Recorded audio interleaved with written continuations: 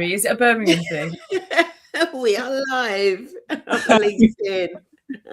Yeah, we are live. Please do not swear. We are live. Good morning, everyone. I don't swear. Yeah, as in please do not. Do not. Sunaina probably heard please swear. Good morning, everyone. Yeah, we are live. We are live.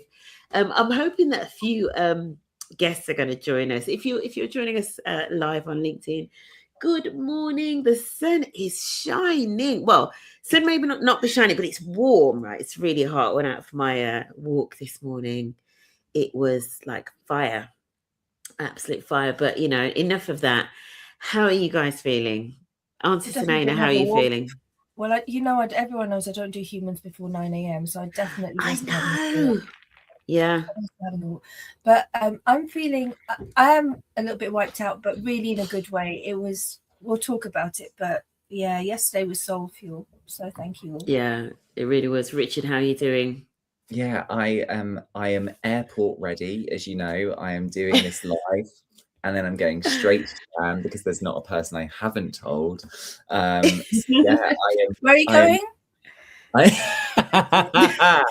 And I'm just ready for. I'm queuing for the next roller coaster. But yesterday was so much fun. It was so great to be back in that place, to see familiar faces, to see new faces. Yeah. As Auntie says, soul food. It was amazing. Good morning, Safia Griffin. Safia, when I saw you yesterday, it was, sometimes you meet people in real life after, interacting with them. And obviously we've done a live. And I felt like I had physically been in your presence before, and we hugged, and I felt like I had hugged you before, which was very, very strange, right? It was a surreal feeling. Do you know what I mean? We are live.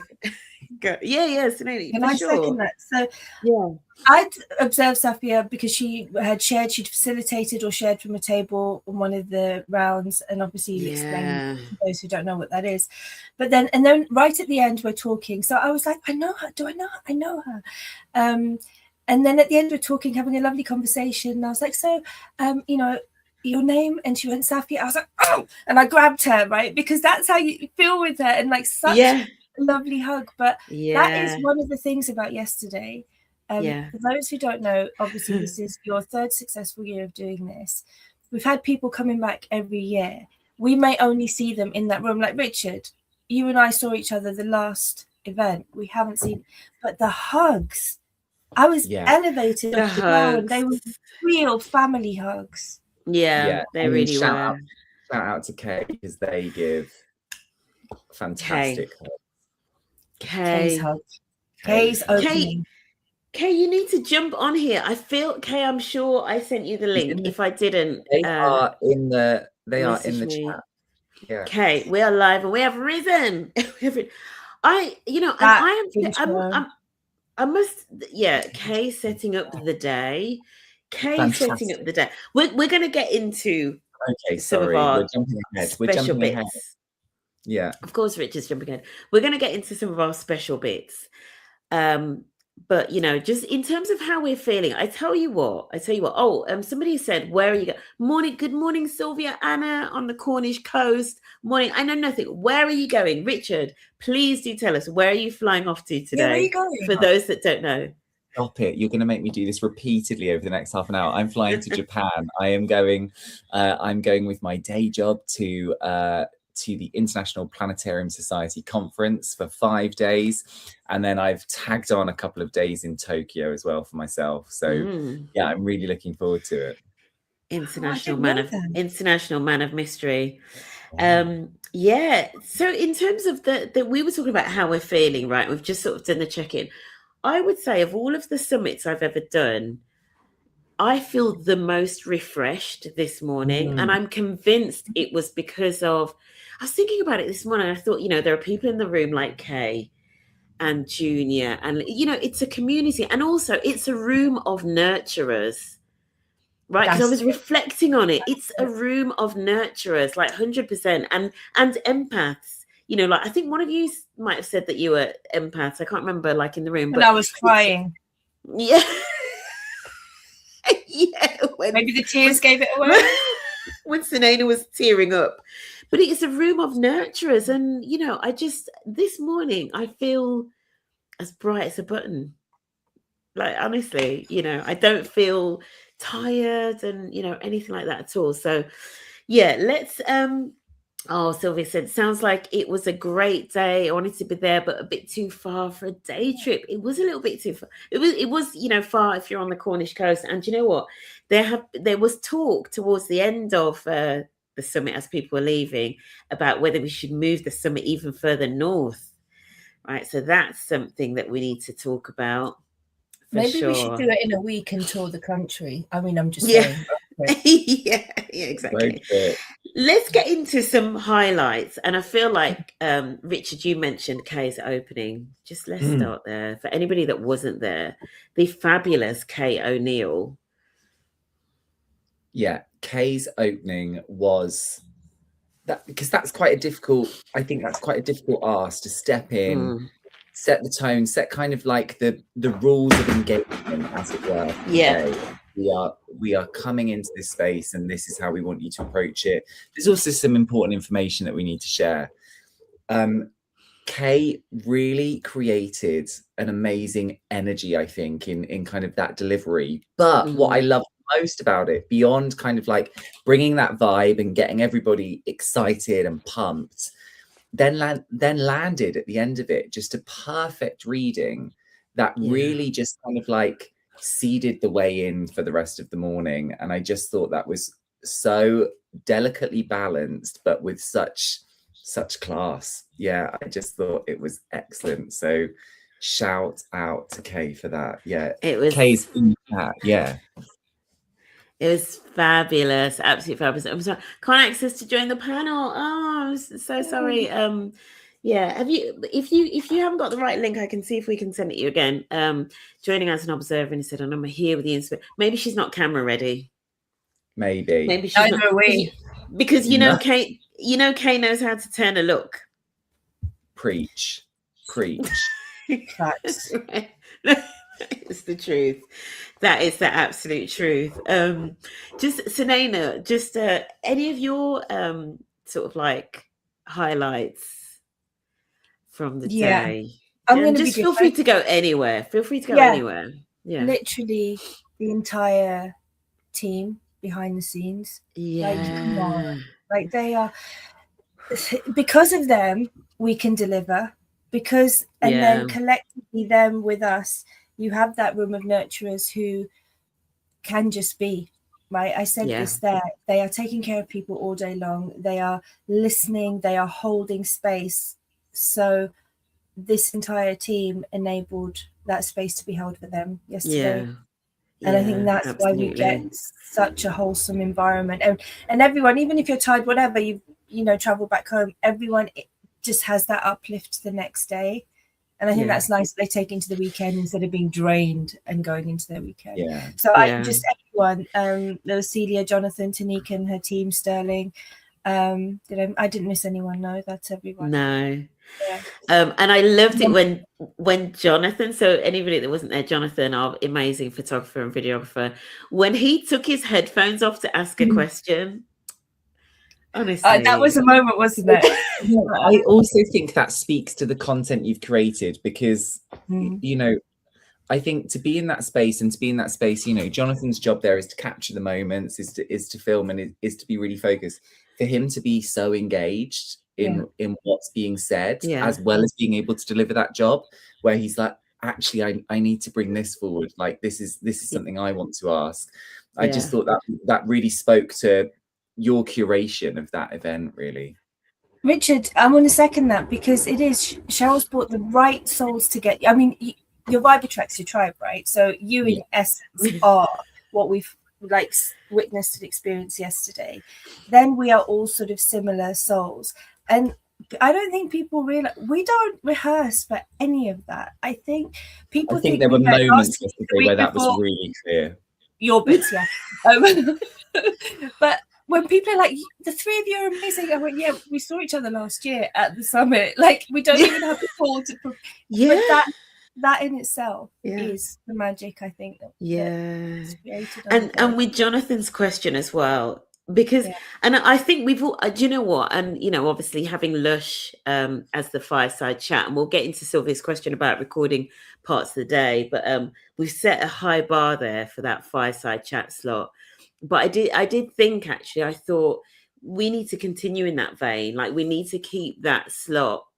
See, I'm already on like next year's planning, right? But that slot, I think in that slot needs to be for those ethical, like activist businesses. Do you know what I mean? That's, for me, that was like, let's almost like have that as a, you know what I mean? Like that's the standard kind of, really, that the lush moment. And then the questions after, you know, people talking about the products, their favorite product. That was such a great question, Sunaina. What's your favorite Lush product? You know, amazing question. Like, I feel we could have literally had a whole session just on that, people talking about their favorite Lush products.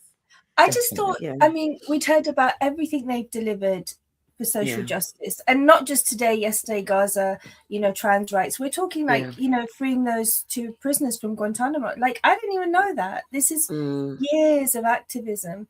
And I just thought, what's a really good way of lifting up Ramsha, so she goes back and has a good story to tell those folks that it's not just on the shop floor, but really the hearts and souls of people in rooms like that.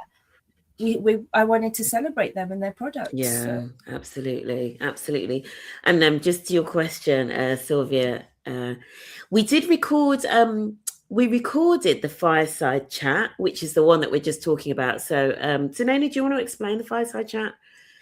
So Ramsha, who is the manager of the Covent Garden store, one of Lush's busiest UK stores, was kind enough to join us. I had the privilege of interviewing her on that chai and chat. Literally, it was a call from Sheryl. It's Lush. Yes, done. But it was really nice. So we explored, as I said, the history of what Lush had done, Ramsha's own like success. She was a graduate on a student visa. They took her in on a Christmas job that extended to sponsorship of her visa, and now she's a store manager. Like, it's phenomenal. But we got to learn how much the colleagues are a part of the products that we see, because it means something to them. How much Lush work with NGOs, campaigners, activists around the world, but specifically in the UK as well for that moment. It was just so lovely. And I think Ramsha was very generous. Those questions weren't scripted. So I think she's very generous with what she shared. She's very thoughtful about what she shared. I hope people walked away. There's a bit of kind of, it's quite polarizing, because we're used to a room of, or in the ERG world, individuals, you know, burnout, exhaustion, fighting every day for budget, for resources, for voice sometimes. And Ramsha comes in and goes, oh yeah, we created this and we helped them and we did, and we shut the shop for Gaza and we did. And it's night and day. It's almost like, you know, you walk into a room and the answer is yes, just tell us the technicals now. Whereas our folks in the summit probably spend 10 months a year trying to prove a business case before anything gets discussed. And then 90% of it is created and then it falls on its face, right? It's just night and day.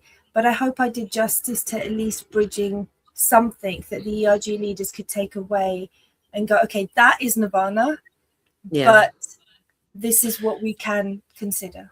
And the business case bit is kind of the bit that's on the way to the values. Like Lush is just, it's values alignment, like all the way through. Like Kay talked about alignment in setting up the day, but with Lush, all the way, and it is a founder-led business, so they have that kind of advantage. But it's values alignment literally all the way through. Like it's beyond business case, like, because they're not doing it for the business. Actually, it just happens to also be good business, right? Because there is a case for it, but really it's about their values. Do you know what I mean? And then all of that makes good business sense, but it's just who they are, you know, like through and through. It's values, it's ethics, it's also bravery, right? Because we talked about this, that I think one of the questions was the risk. We're always talked about the risk. We're always told, we don't want to do that because we'll lose business, we'll lose share in the market, that will affect, the performance of our organization. Well, no, because we very clearly talked about the fact that, I think Ramsha said, as soon as they had that one day business closure in the UK in September in solidarity with Gaza, all operations like manufacturing, online, offline, shut, stores shut. Yeah. Did they lose money? Yeah, because their founder was on a BBC saying, £300,000 yesterday, like that was a hit. But the next day they sold out of certain products. I think watermelon soap was one thing. I had posted, the post went viral, and in the US, while the UK was shut, the US were filling up their baskets. I had people DMing me. I had people say, I didn't know about this, filling up. So yes, there is an impact, positive and negative. Or not even the negative was the financial loss, but I'm pretty sure they made that up within the next week based on what they had done. You've got to stand up. You've got to take a position. And also being, I think it was a case study for values-driven business for me. Do you know what I mean? It was a case study for that. So we said, refreshing to hear that human-centered businesses still exist. And Jonathan's question, which was, it was a great question. What other businesses are in this space? And also, we just had somebody pop into the green room. We shall reveal shortly. We shall reveal them very shortly. What other businesses are in this space? Because he said, and he's a typical Gen Zer. Is he a Gen Zer? Yeah, Gen Zer. He was like, I've stopped going to McDonald's. I don't go to Starbucks anymore. This is how younger people are shopping in a way that is more values aligned. So, it's as Sylvia was saying, human-centered businesses. It's kind of where it's at the moment, right? Who's joining us? I knew.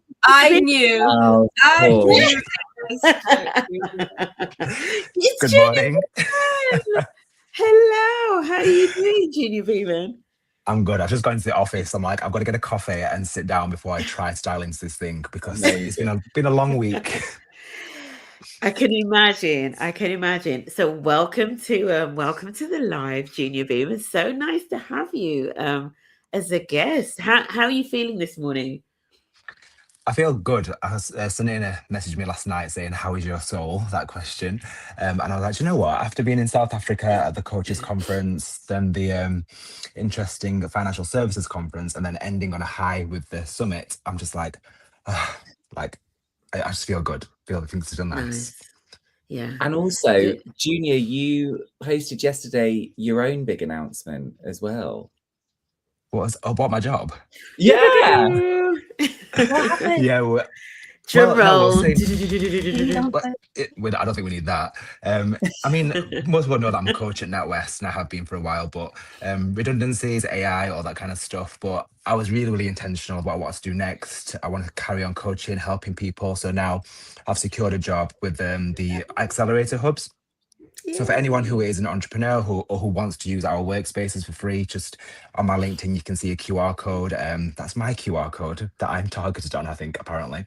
So please click on my QR code to access our spaces and services. But I'm excited that I can still run ERGs and do all the stuff that I love doing. Yeah. And amazing. Can I say, it's nice space. Like yesterday, there was so many positives about that space. And I think it really served the summit nicely. But yeah, those hubs are very very cool spaces. Yeah, vital, absolutely. Yeah. And yeah, you've had a busy week because you've been presenting, as you say, like South Africa and all. So a busy month, right, for you as well? Yeah, everything just sort of came at once, which links back to that point around burnout and resilience, because that came up on my table. So you were talking earlier about the bits you enjoyed, and I think the World Cafés were really interesting. They felt like they went really quick, because everyone has so much to say, and once they got warmed up, you're like, oh no, we're running out of time now, and Richard's going to shout, or Auntie Sunaina's going to shout and make us change. But yeah, that whole thing around what really stood out was the recognition piece, and people saying how they want to feel recognized and celebrate for the work that they do, and sometimes they don't.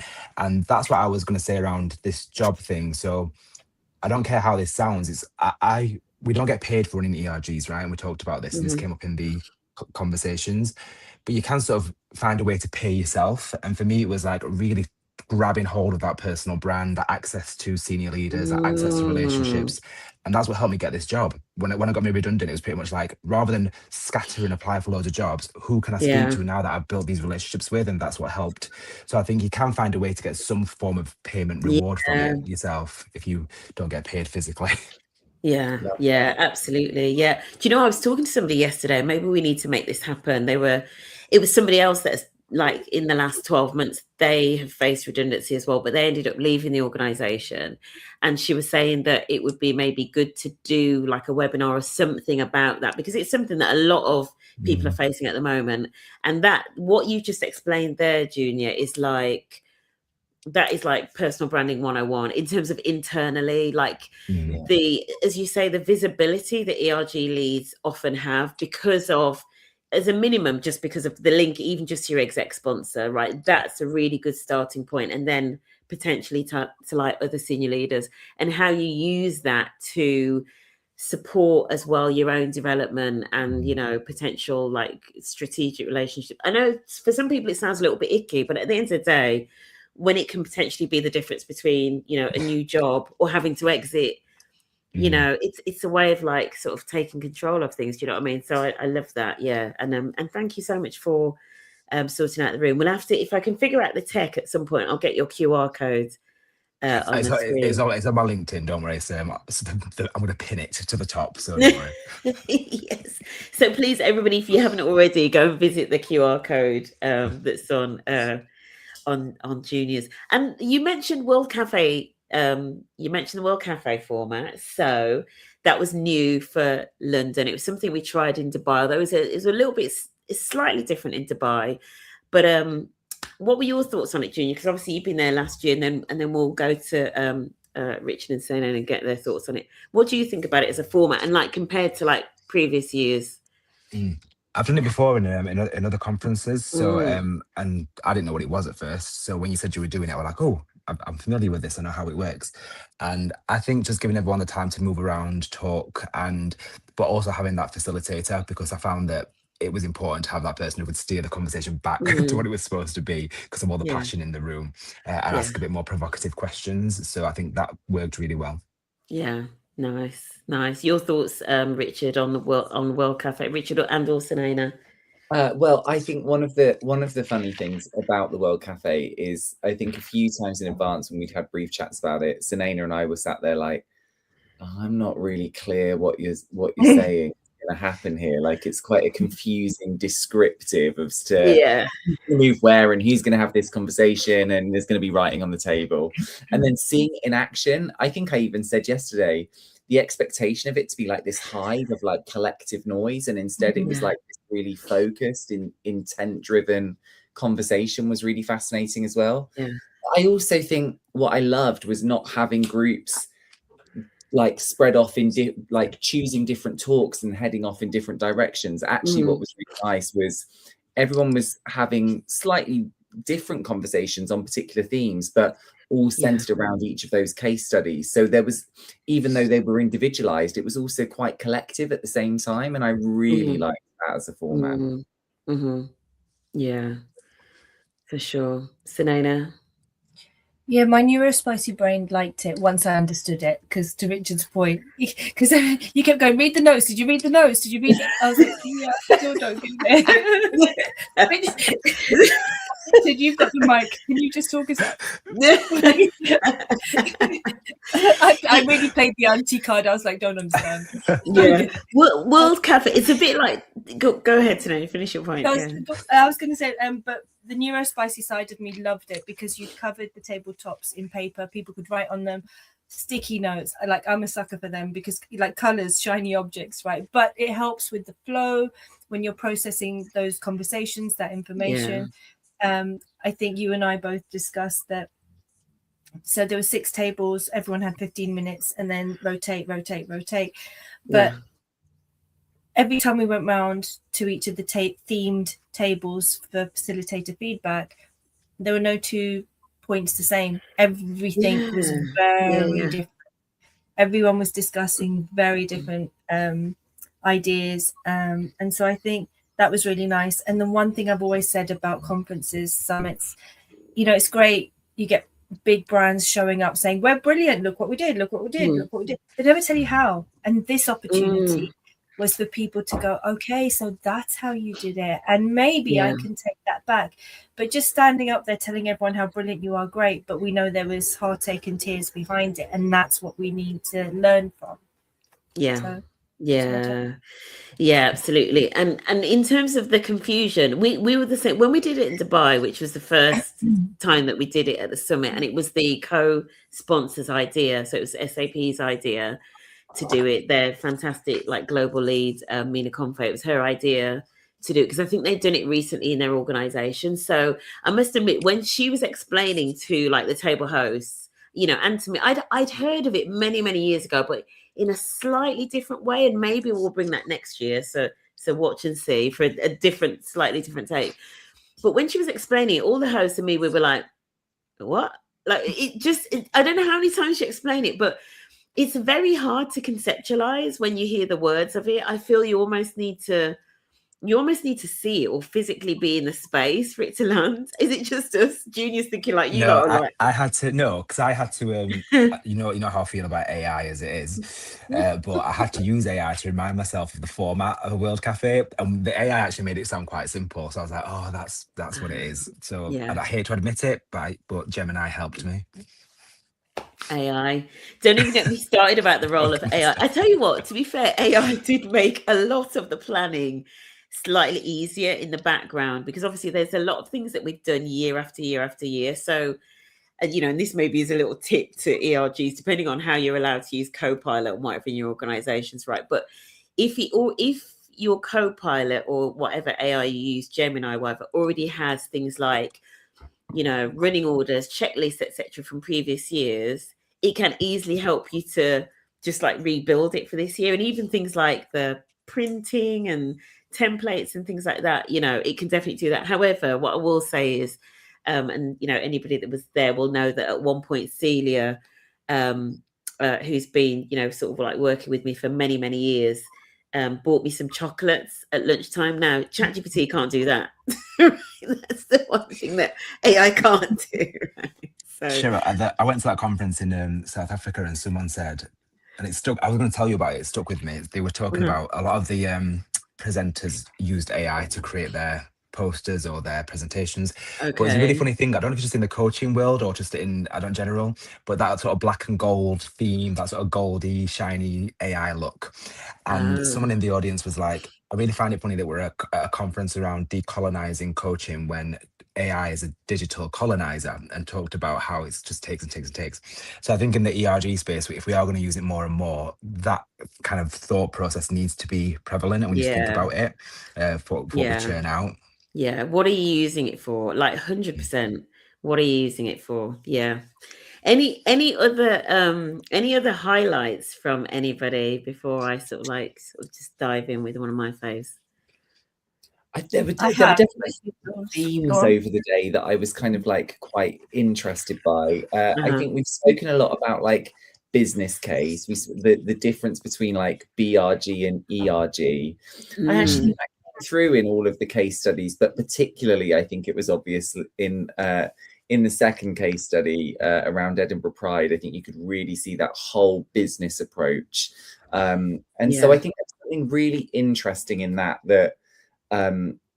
we kind of all briefly chatted about kind of at different moments, and we're like, there's something in that, and that kind of whole, that entire approach. Of course, the other thing that I think really came across is having a good sponsor. That was incredible. And I think the fact that he attended in person and then spoke so eloquently about their work, his passion, just was really supportive, and also went around and spoke to a number of individuals in the room and kind of shared feedback and kindness. Those were two of, I guess, my big highlights across the day, but one that's maybe more broadly about a theme, and then one really specifically. let's talk about that sponsor.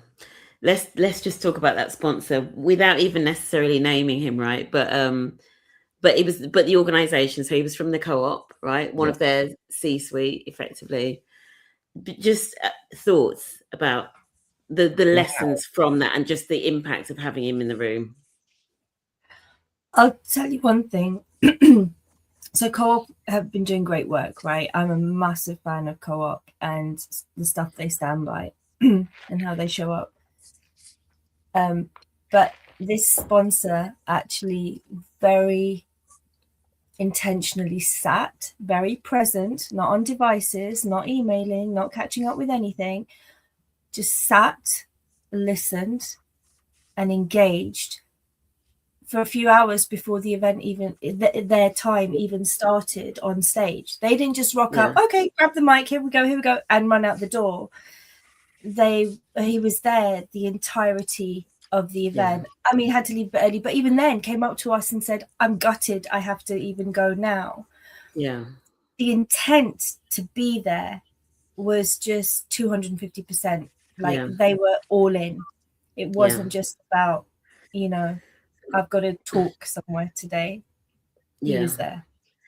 And I mean, the lesson, Junior, your thoughts on it? Just, it reminded me of my old sponsor from the Rainbow Network.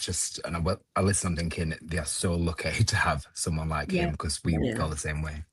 Yeah, it's it was, when I sort of like approached different companies to come and present, I did sort of say, we really want your sponsors to be there, if possible. We know that a lot of these individuals are really busy, but so I asked them to have a sponsor there to present the case study. So obviously all of the World Cafes were set up with a case study of an impactful initiative or intervention that's happened, and I sort of suggested that we'd like a sponsor to present with the ERG team, right, so that they give that sponsor perspective. I mean, we got that and like a whole lot more in terms of, because we started to, I think you captured it beautifully, Sunaina, because you talked about understanding the fuel that will motivate a sponsor. Because that's the thing. I talk about the 3 M's is something I sometimes talk about that sponsors and senior leaders need. And that's, they need the mindset, the method. So they need to know exactly what they need to do, and they need the motivation. And when one of those is missing, that's when sponsors sometimes struggle and we sort of think, oh gosh, they're rubbish. Da, da, da. But you talked about the fuel and all of that. And it was just the story that he shared of why he was so passionate.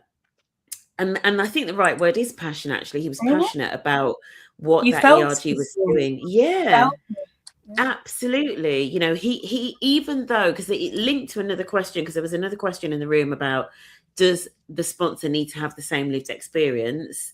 And the answer, and clearly you could see actually from that example, the answer was no, they don't have to have it personally, but it was his experience. It was him seeing somebody else up close and personal and getting involved with it many, many years ago that just sort of like, I guess, flicked a switch for him. It was phenomenal, absolutely phenomenal.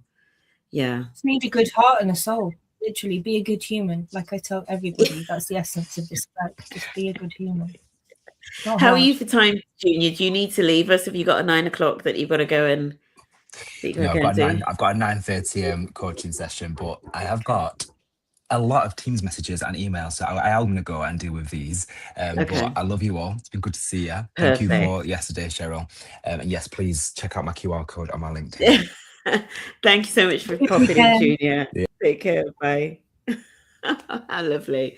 Yeah. So the lesson, the takeaway about how to find a sponsor. And I've got a current client that I've been talking to about this, because we're at this stage of, maybe rejigging some of the sponsors. And I keep saying to even some of the individuals that are leading the networks, what do you know about the different, C-suite leaders? If any of them have got a connection to the community, if they don't share the lived experience. It was phenomenal. Absolutely phenomenal. useful framing, mindset, method, and motivation. Yeah, that's the thing. Dealing with the naysayers, figuring out, is it mindset? Have they got a mental block? Is there a misalignment in values or beliefs? Method, is it because they don't know what to do? They literally don't know what to do. You have to make it simple. Or is it motivation? Have they got a strong enough why? Tapping into the human connection, for sure. Yeah.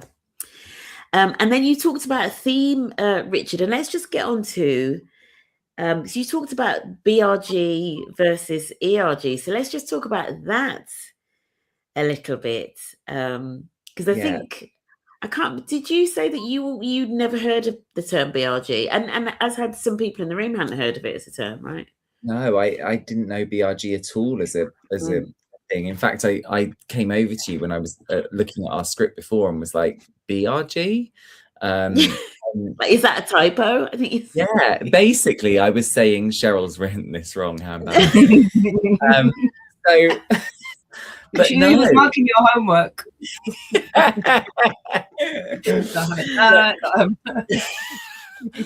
No, it was a BRG, and I think then seeing that over the course of that presentation, this was for Indeed Flex for the case study, and I think you could really see.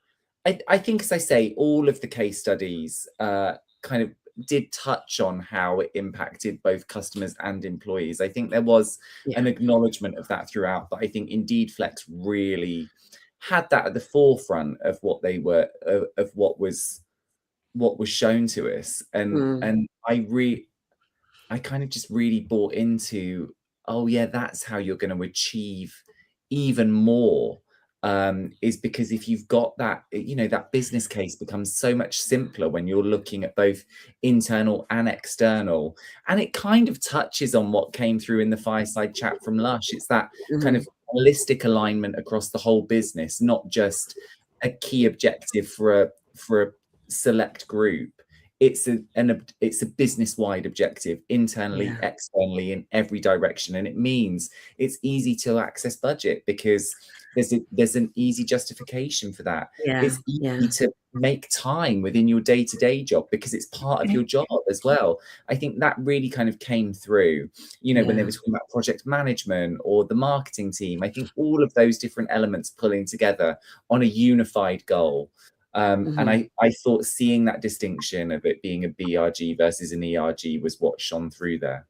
Yeah, 100%. And this is why those particular case studies were chosen, because you hit the nail on the head, Richard, because that whole thing of, especially if there is an impact to customers, all of a sudden budget will be available, resources will be available. The amount of people that sort of said, day job resources were now being used. Even that sponsor talked about putting a couple of developers on things, right? So budgets and resources will suddenly be freed up, right? It will magically become available because it's quite obvious that this is a good thing to do. This is good. It's good for colleagues. It's good for customers. It's good for community, the planet, etc. It's the sweet spot, and it's vital for businesses that aren't a Lush, unfortunately. Lush doesn't have to prove all of that, because Lush is just like, this is just the right thing to do, right? Which is great.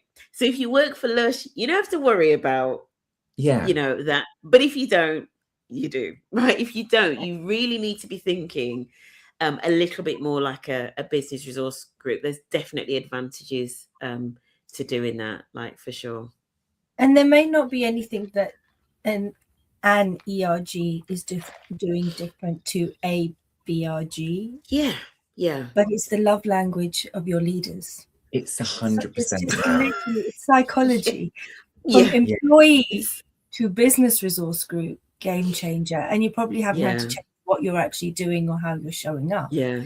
You just made it about them, which is strange for leaders, but they need it. Yeah, I love that. It's the love language. It's the love language of your leaders. Right. Yeah. It really is their love language. And, some of the things that they talked about on one of their slides on Indeed Flex, one of the celebration photos was, yay, the business case was signed off. Do you know what I mean? That was like a key sort of celebration moment almost for them. So things like that, having a business case, I've had ERGs on here before that have talked about doing like a quarterly business review, which is something that all business directorates often do, right? So having that quarterly proper look at, as Sunaina says, it's the love language, and quarterly business review is something that everybody's used to. I hate to take the language back into that kind of like sort of financy sort of world, but you're right, it is the love language of how things get done in business, definitely. Because people is all feelings and we don't do that here, but business, that's what they want. We need to be able to do both. Just to reiterate as well, like I say, like NatWest was still demonstrating that through their presentation, and likewise so were Co-op. There were really obvious benefits to both employees and customers in both of those case studies as well. I just think the presentation of it within Indeed Flex was just slightly different in how it approached it, that made it kind of really overt as to how they achieved what they've been able to. It was like really front and center, isn't it?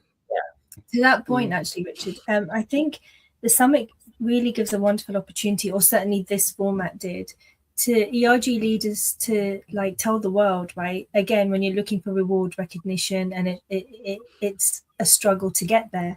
And then externally, you get an invitation and you get to tell your story, and you get people behind you, that is a moment in itself. And also, the selling point about why to join an ERG, be the chair, be the lead, is the developmental experiences, right? The access to bigger networks. This was it happening in real time. They got to present their stories. They got to tell their stories across industries and brands and sectors. And then the feedback they received and the encouragement, like again, soul, right? It really, I think, absolutely, And some people were taking photos that they are now going to take back into their organization. So at the end, they were taking like photos of the banner to take back to share in their newsletter, in terms of, this is what we did. We went to this event. This is what we learned. This is what we're bringing back. I know that Great Ormond Street Hospital Charity, who they were there, they were another company whose sponsor was there as well. So the sponsor was with them in the room.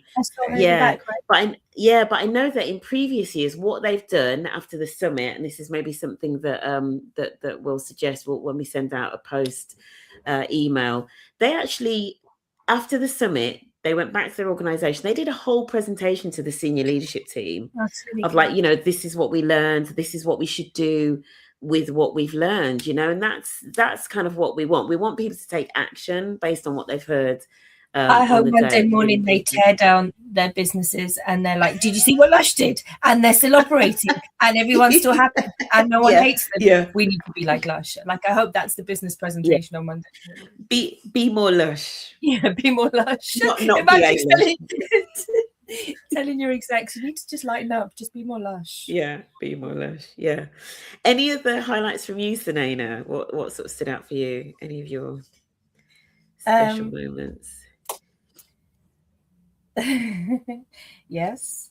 No, I'm looking at my notes because I did actually prepare. I do my homework despite what Richard tells me. So I'm looking at my notes. We've talked about a lot of these things. There's just one. I know. Always pick on me if you're watching. If you're watching, it's one of those blink once if you need it. If you need free. Help. Send chai. Speaking of chai, I do have to. I spoke to the lovely ladies from Age Concern. They were so sweet. They've invited Auntie to an event that they're holding as a guest to come and join them. I was like, yes, will they be chai? And they were like, yes. I was like, I'm there. And I was, we were talking and I said, oh, I'm not that auntie. I'm the good auntie. Oh, you're not the CCTV auntie. And I was like, no, I'm not the CCTV. And if you don't know what that means, that's the one who's got their nose in everyone's business for the wrong reasons, trying to get everyone married off, judging them and judging their life. That's you, Richard. Richard is your CCTV auntie. Go on. And for those that don't know, I read a lot. I delved a little bit into the world of of auntie culture. When I read the book The Good Immigrant, one of the essay writers, Coco Khan, talks very much about the aunties. You know, she talks about it in a couple of books, actually, that one, and It's Not About the Burqa. She talks about the aunties. Yeah. Love that. I mean, listen, auntie is not an age, it's a vibe. And when you're in that vibe, it is such a wonderful place to be. And with the people in that, honestly, it's freedom. Yeah. It's menacing freedom. Definitely. Yeah, it is. But no, I think one thing, yes, your postcards, you everyone received a postcard, which I happen to have here, which on the back was, so Sheryl had asked everyone to answer 3 questions, almost 3 commitments for their future self. So it's addressed to Dear Future Me. Read this postcard on the 18th of December, 2026. And the 3 things I'm committing to after the summer is an idea I'm going to take forward, 1 person I will follow up with, 1 action to take in the next 30 days. And I had 3 DMs yesterday of a photo of this, and they'd all written either my professional auntie, my auntie, new auntie. And I was like, oh, that is just, and people kept coming up to me going, are you really my auntie now? I was like, yes, I'm your auntie. Yes, and I've got your back. But yeah, so these postcards were a great idea, and I think it is really nice because, like, the accountability of what I'm in 30 days, what's the action? And I think that action can be for self as well, right? Because we talked about self-care, we talked about these wonderful people taking care of themselves, not just the world around them and the business. But yeah, nice idea, Sheryl. I like that. Absolutely, no problem at all. And I think things like that, you know, it's one thing. I mean, it's something I do like at all kind of workshops and things that I do now. And usually, because one of the things I said to somebody about the postcard, because actually, were you with me when somebody brought the postcard to us and sort of said, do we have to hand these in? Were you there?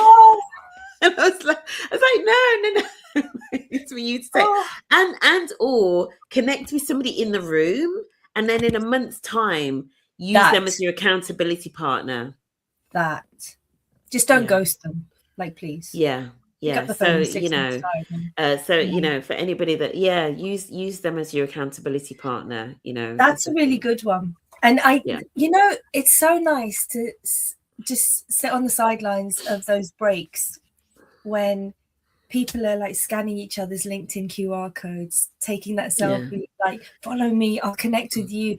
Can we do this? Can you come and talk? Oh, the number of people who said they've got speaking opportunities at other organizations through yesterday to come share your story, share the business case with us. Fantastic. No, that's really something. I hope it was the reward that it felt like for everyone to just be seen and heard and valued. Yeah. Well, do you know what? I think it was Kelton from Indeed Flex that asked why did I want to start this? What was it about? I can't remember if you were there, Sunaina, or Richard, maybe, I don't know if you'd gone by that point, but I said about the whole community thing. There was 2 things. First of all, being able to kind of impact more people, do you know what I mean? With like the training, the information, the inspiration, more than just me doing individual training in one company, right? So there's that. But then it's the community and the power of connecting the community to raise the levels of what people are doing. Do you know what I mean? Because this is hard work. I know this is hard work because I used to lead like transformation and change, right? So I know that this is really hard work. And so I'm just like, there's a way that we can kind of just like sort of upskill and, you know, get everybody to understanding more of what really works in this space. So the community build piece, honestly, is just that for me is it's everything, you know. But like taking it back to you, Sheryl, because kudos to you. 3 years is thank you, Sylvia. 3 years of this, right? And if you set off with that intention, it's only amplified yesterday because there was as many people who'd been there at all 3 events that you've done as there was newbies, which is, I mean, what a wonderful turnout, right? they have built their own connections with each other, with us, collectively and individually.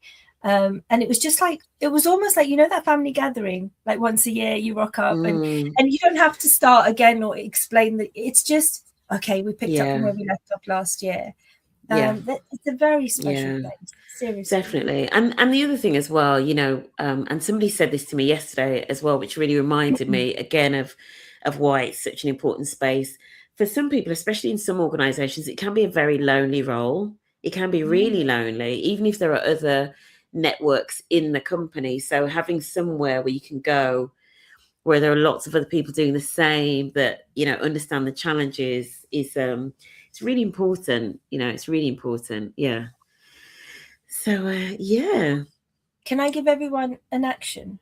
Go on then. Yeah, I'm going to do it anyway. Your but just final action from Auntie. Yeah, you always there's always a thing about, oh my god, I never know what to budget for. They tell me I can have a budget. What do I plan for? What do I ask for? Ask for 5 tickets to the ERG summit next week. Yes. One for your sponsor. Yeah. One for your chair or co-chair, and then bring along the rock stars who've been with you on the journey but may or may not have a title for it, because it's learning. They could be your next co-chairs. They could be your next like leaders in the business. Bring your CEO. That would be good. But like, people never know what to budget for. Things like this that are going to bring value back to the individual and the business. You're welcome. Yeah. You're absolutely right. You are absolutely. It's such an investment. It's such an investment in people, in the quality of what your network will be able to do, you know, as a result, for sure. We're going to wrap things up, I think. I'm going to go to Richard, because I know that you are. Have you got a dash? Have you got a plane to go? Weekend plans. What are you doing this weekend, Richard? Yeah, I'm going to be making waves soon. Yeah, but this has been great. Thank you. And again, I think, you know, with Well Run, for example, I always speak about the importance of having both the in-person community, but also that like online presence as well. And Sheryl, I think you do that so well. You know, you do that with the LinkedIn Lives and creating that community online. And then I think that the summit is just a great example of bringing all of those people together in one space, and the importance of both of those things. Like, you know, I think so often we hear, you know, we've got the social media ban, for example, coming up for, you know, for under 16s now. And I think we hear all of these negative things about the online spaces and how divisive all of them can be. But I think some of the things that you do with these LinkedIn Lives, and then seeing that translate into an in-person community, it shows that there is value in that still, and that there are some good things that come from it. On a similar vein, I spoke yesterday about, you know, not being fearful all the time of some of those some negative things, and I spoke about a book that I'm going to give a shout out to, which is called Good Anger, and it's about rethink of how we use anger. There's so much talk about how angry the world is right now, but this book is a great way of talking about how you can use that anger in positive ways to drive forward action and change. And again, I would encourage people in this time to pick it up and have a read of it and think about how you can utilize some of those things in really positive ways. So yeah, my big takeaway is like lots of online negativity and or negativity about online, negativity about anger at the moment, but there are examples of how those things can be used for positive. And I think with the summit, I think that's a really good encapsulation of that.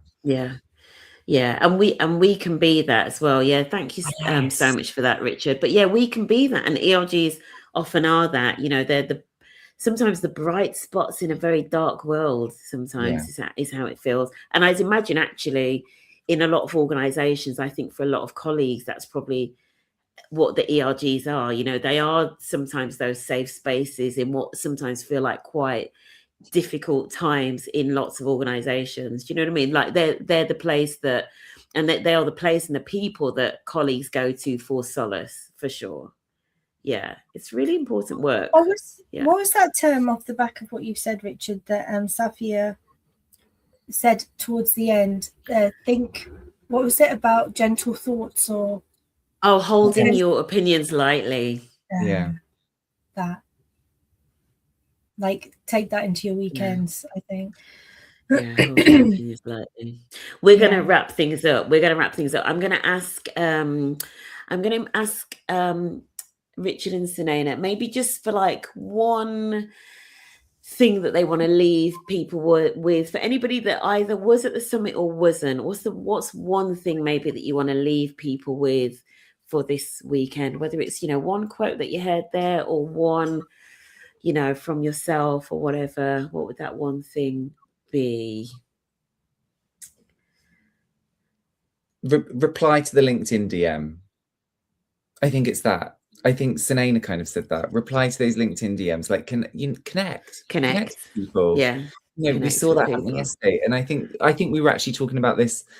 I think we were talking about it earlier, but yeah, just reply to people. Like Sunaina, you said, don't go to people, just reply.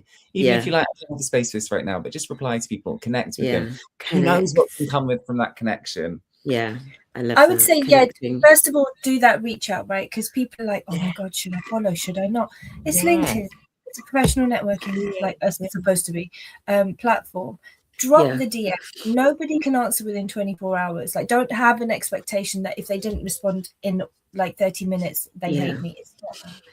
They may reply in a week's time. Sometimes my turnarounds are a week, 2 weeks.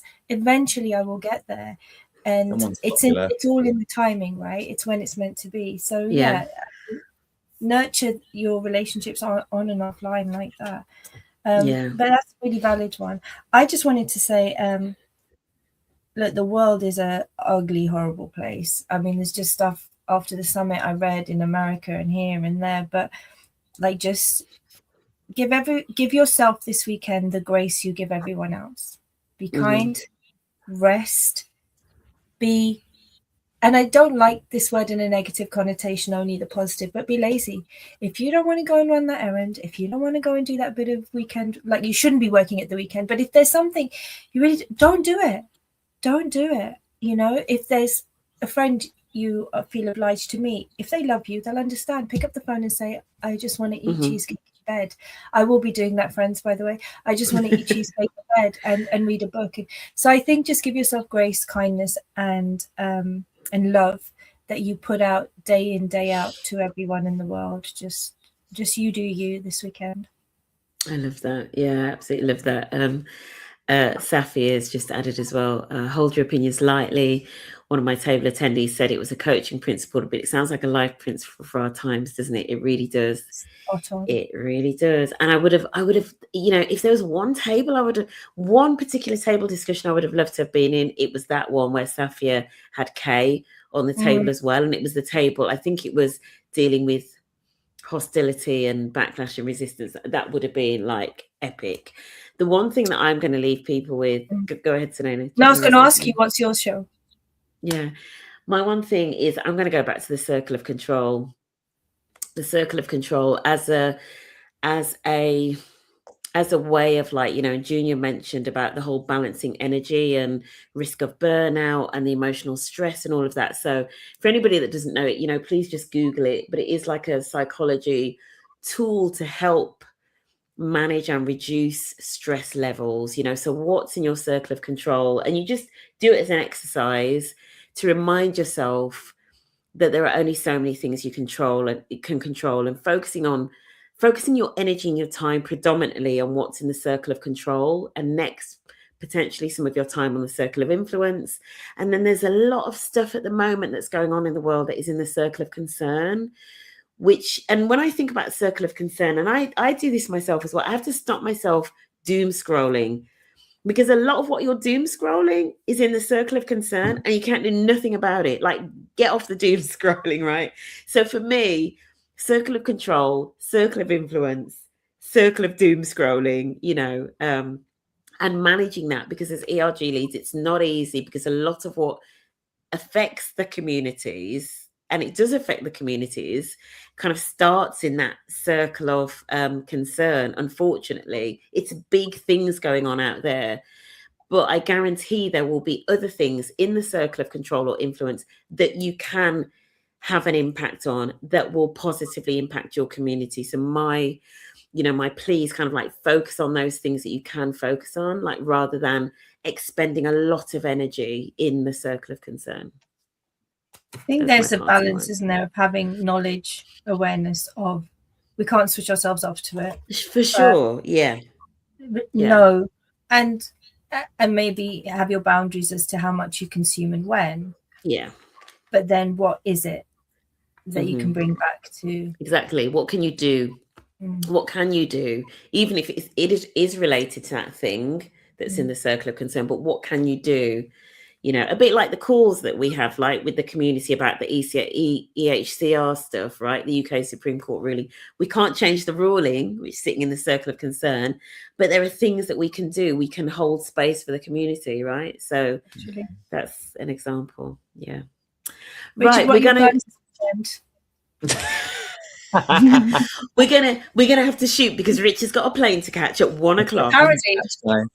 At Heathrow, I assume. So thank you, safe travels, all so much. Anybody that was at the summit, thank you again for attending. If you weren't there, I hope you found this debrief useful. Oh, Sylvia, to your point, yes, the fireside chat has been recorded. It will be going up. It will be posted on the ERG Strategy YouTube channel. You know, for those that massive editing because I cried halfway through. So. That's that's the library. So it will be going there, and more plans to. I'm thinking maybe next year we start recording more of the case study presentations as well. So more plans to make more of the content more accessible. That's. I think we need a camera following Richard and his shenanigans. Yes. Around. Behind the scenes. Yeah. Behind the scenes. And thank you so much to Auntie Sunaina and Richard Loftus for joining me as well this morning, and also for being part of the incredible team yesterday as well, and to all of the team and all of that good stuff. Thank you so much, everybody. Have a fantastic weekend.